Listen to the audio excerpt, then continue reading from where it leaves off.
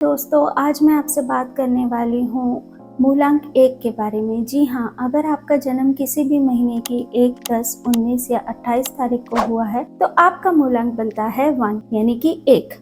तो इस वीडियो में मैं आपसे बात करने वाली हूँ कि ये लोग होते कैसे हैं, इनका पॉजिटिव एट्रीब्यूट्स क्या होते हैं और इनके नेगेटिव एट्रीब्यूट्स क्या होते हैं, इनकी लव लाइफ क्या रहती है और इनकी करियर लाइफ कैसी रहती है, फाइनेंसेस में ये कैसा करते हैं और इनके लिए लकी डेज, लकी कलर और लकी ईयर कौन से रहते हैं। तो ये सब चीजें मैं इस वीडियो में कवर करने वाली हूँ। आपको ऐसे बहुत सारे वीडियोस आपको मिल जाएंगे जहाँ पर इन सब के बारे में बहुत बातें बताई जाती हैं, लेकिन जैसे मैंने आपको प्रॉमिस किया था कि किस तरीके से मैं आपका फाउंडेशन क्लियर करने वाली हूँ, तो मैं यहाँ पे आपको डिटेल में समझाने वाली हूँ कि बिना याद किए, बिना उसे मेमोराइज किए, याद किए बिना आप कैसे भी किसी भी पर्सन के बारे में आप बता सकते हैं। जैसे कि अगर आपको 1 नंबर के बारे में बोलना है, मूलांक 1 वालों के बारे में बोलना है तो आप कैसे बोलेंगे, अगर 2 के बारे में बोलना है तो आप कैसे बोलेंगे। तो वो जो प्रेडिक्शंस बनती हैं वो कैसे बनती हैं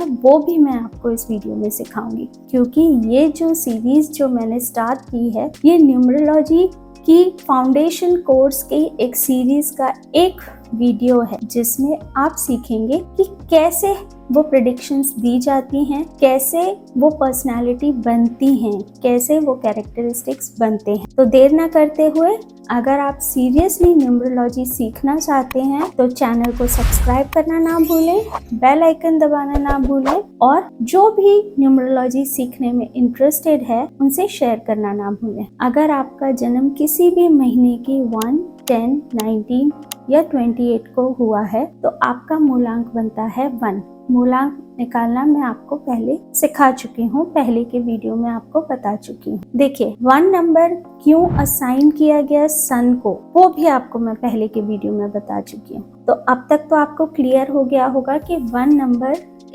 यानी कि 1 नंबर जो है सन को असाइन किया गया है, उसको रूल करता है सन। ठीक है, तो अब सूर्य क्या है, सूर्य सोलर सिस्टम में सेंटर में रहता है और उसके आसपास प्लैनेट्स घूमते रहते। तो अब इन चीज़ों से आपको पर्सन की पर्सनालिटी पता चलेगी, क्योंकि जिन लोगों का भी जन्म 1, 10, 19 या 28 को हुआ है तो उसको रूल करता है प्लैनेट सन। तो उसका जो व्यक्तित्व है, उसकी जो पर्सनालिटी है वो सन जैसी होगी।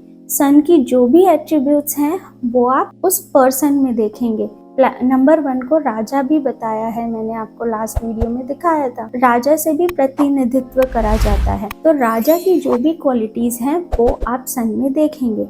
पहले हम बात करते हैं सन के बारे में। तो सन के पास अट्रैक्शन पावर है जिसकी वजह से सारे प्लैनेट्स उसके आसपास घूमते रहते हैं। सन एक फायरी प्लैनेट है, तो फायरी प्लैनेट से कनेक्शन आप जोड़ेंगे कि ऐसा पर्सन बहुत गुस्सैल होता है, एग्रेसिव नेचर का होता है, फायरी होता है, यानी उसके अंदर काम करने की एक अलग ही एम्बिशन होती है, एक पैशन होता है उसके अंदर। क्योंकि फायरी प्लैनेट है, रेड कलर का भी टिंच आता है, तो गुस्सैल भी है। ये हो गई, देखिए कितने सारे पर्सपेक्टिव्स निकल कर आ गए, देखिए कितनी सारी चीजें, कैरेक्टरिस्टिक्स निकल कर आ गए। अब और क्या निकल सकता है सन से, सन क्योंकि सेंटर में रहता है, प्लैनेट्स आसपास घूमते रहते हैं, तो ये एक अट्रैक्शन क्रिएट करता है। यानी कि अगर ऐसा इंसान कहीं भी अगर चला जाए तो उसके अंदर एक ऐसा ऑरा होता है कि लोग उसके पास अपने आप खिंचे चले जाते हैं। उसका ऑरा ही कुछ ऐसा होता है कि वो अपना एक इम्प्रेशन बनाकर चलता है। सन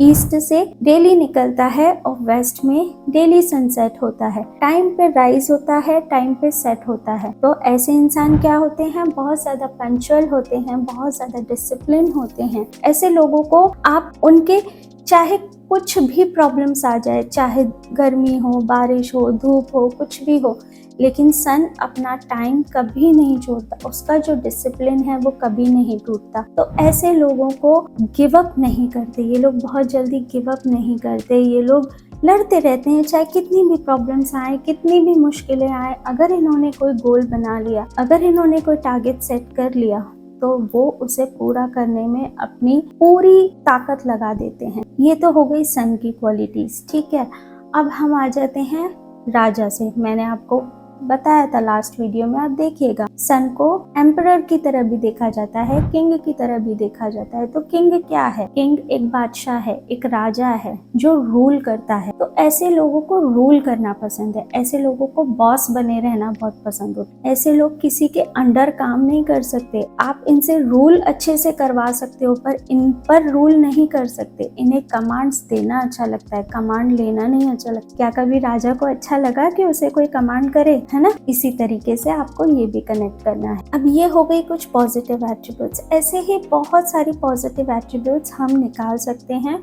एक राजा को अपने माइंड में रख के और या फिर एक सन को अपने माइंड में रख के। जब आप कोई भी नंबर के बारे में प्रेडिक्शंस करें या कोई भी नंबर के बारे में अगर आपको बात करनी है तो आपके दिमाग में वो छवि आ जानी चाहिए, वो इम्प्रेशन आ जानी चाहिए कि सन की आ गई या फादर की आ गई, इस तरीके से। क्योंकि फादर भी होता है, जैसे मैंने आपको पहले भी बताया था कि 1 नंबर फादर को भी दिखाता है। तो फादर क्या है? फादर रिस्पॉन्सिबल है, फादर डोमिनेटिंग भी है, फादर बहुत डिसिप्लिन भी रहते हैं, फादर बहुत केयरिंग भी करते हैं, फादर को अपने एक तरीके से मैस्कुलाइन है तो ये एक उसका मैस्कुलिन चीज़ें भी दिखाते हैं, जैसे कि लीडरशिप क्वालिटी हो गई, कॉन्फिडेंस हो गया, रूल करने की बात हो गई। अगर आपके पापा ये कह देते हैं कि घर में 9 बजे के बाद बाहर नहीं निकलना है तो आप नहीं निकल सकते, तो वो एक रूल सेट करते हैं, एक डिसिप्लिन सेट करते हैं। तो इसी तरीके से 1 नंबर वाले लोग भी होते हैं। 1 नंबर वाले लोग बहुत ज़्यादा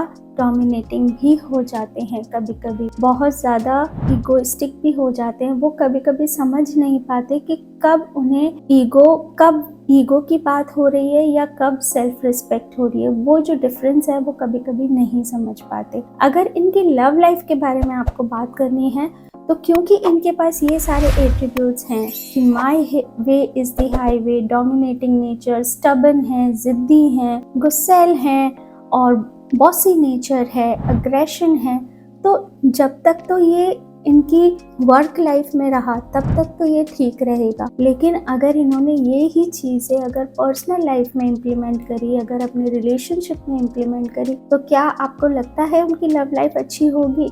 नहीं। तो 1 नंबर वाले लोग अपनी लव लाइफ में थोड़ी सी मात खा जाते हैं। वो इसलिए खा जाते हैं क्योंकि उनको वैसा ही पर्सन चाहिए जैसे कि वो हैं। वो चाहते हैं कि उनका पार्टनर भी, उनके सामने वाला जो इंसान है वो भी उतना ही अक्लमंद हो, उतना ही इंटेलिजेंट हो, उसी के जैसी उसकी सारी कैपेबिलिटीज। साथ में ऐसे पर्सन को चाहिए कि वो पर्सन बहुत ज़्यादा लॉयल हो, बहुत ज़्यादा गिविंग नेचर का भी हो। लेकिन जब आपस में 2 1 टकराते हैं तो डेफिनेटली एक दूसरे को समझ नहीं पाते, अच्छे से जेल नहीं कर पाते। तो ऐसे लोगों को ध्यान रखना है कि जब भी एक मूलांक वाले लोग किसी एक मूलांक वाले के साथ पार्टनरशिप करें या बिजनेस करें तो उन्हें अवॉइड करना चाहिए, क्योंकि दोनों ही अपनी अपनी बात रखना चाहेंगे, दोनों ही अपना अपना पॉइंट रखेंगे, जिससे कि डिफरेंसेस इन ओपिनियंस पैदा हो सकते हैं या फिर डिसएग्रीमेंट्स हो सकते हैं। तो इस वजह से कितनी बार ऐसे लोगों को कहा जाता है कि जब आप किसी से कोई पार्टनरशिप करें या आप कोई रिलेशनशिप में आए या मैरिज करें तो कंपैटिबिलिटी देखकर चेक करनी चाहिए, क्योंकि कंपैटिबिलिटी बहुत ज़्यादा ज़रूरी होती है। तो कौन से ऐसे नंबर्स हैं जिनके साथ ये अच्छा कंपैटिबल रहेंगे? 2 नंबर, 4 नंबर, जिनका भी मूलांक 2 है, जिनका भी मूलांक 4 है या जिनका मूलांक 9 है या 7 है, इनके साथ ये बहुत अच्छा जेल करेंगे। इनके साथ ये पार्टनरशिप कर सकते हैं, इनके साथ ये फ्रेंडशिप कर सकते हैं, बिजनेस अलायंस बना सकते हैं, रिलेशनशिप में आ सकते हैं, शादी कर सकते हैं। बात करूं अगर इनकी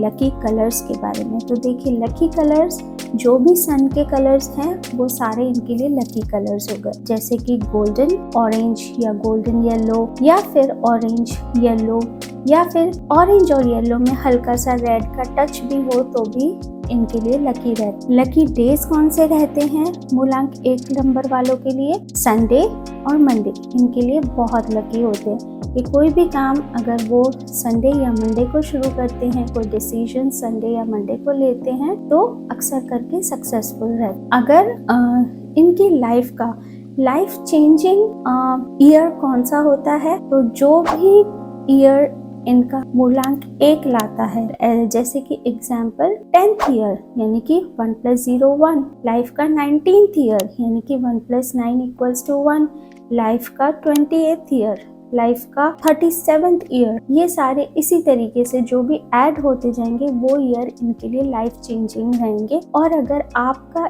इसी समय जब आप ये वीडियो सुन रहे हैं, अगर इन्हीं में से ही आपका कोई ईयर 1 बनता है तो ये समय आ गया है आपको डिसीजन लेने का। आप इस समय जो भी डिसीजन लेंगे वो डेफिनेटली सक्सेसफुल रहेंगे। बात करूं अगर मैं इनके फाइनेंसेस के बारे में, तो यस, जैसे मैंने पहले बताया, जब भी आप किसी के भी बारे में बात करें तो अब फाइनेंसेस की बात हो रही है तो राजा को देखिए।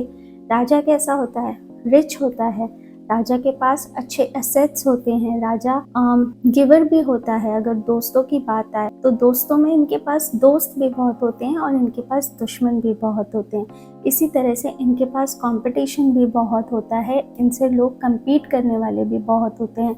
बट क्योंकि ये राजा तो राजा है, जीतेगा तो वही। उसी तरीके से नंबर 1 वाले ज़्यादातर सक्सेसफुल रहते हैं अपनी लाइफ में, लेकिन इन्हें अपने एक्सपेंसेस पे थोड़ा सा ध्यान रखना चाहिए। अगर इनकी बात करें हेल्थ इश्यूज के बारे में, तो हेल्थ इश्यूज में जो सन है वो रूल करता है हमारे हेड को और रूल करता है हमारे हार्ट को, हमारे ब्लड सिस्टम को, हमारी बैकबोन। तो यहाँ से इनसे रिलेटेड कोई भी इश्यूज मूलांक 1 नंबर वाले प्रॉब्लम्स फेस कर सकते हैं। अगर बात करूँ मैं इनके लिए कि इन्हें क्या करना चाहिए ताकि ये लाइफ में सक्सेसफुल रहें, तो कुछ चीज़ें हैं जो इन पर थोड़ा सा ध्यान रखना चाहिए। जिन्हें बदलाव की ज़रूरत है वो है कि थोड़ा सा काम हो जाए, थोड़ा सा अपना जो स्टबन नेचर है, जो जिद्दीपना है, उसको थोड़ा सा फ्लेक्सिबिलिटी में कन्वर्ट कर लें। थोड़ा सा लाइफ में डिसिप्लिन हो जाए, जिस तरीके से सन हो, थोड़ा सा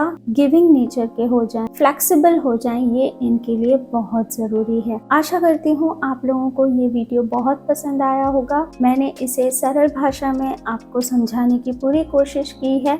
मिलते हैं नेक्स्ट वीडियो में, जहाँ मैं आपसे बात करने वाली हूँ मूलांक 2 के बारे में। जय श्री कृष्ण।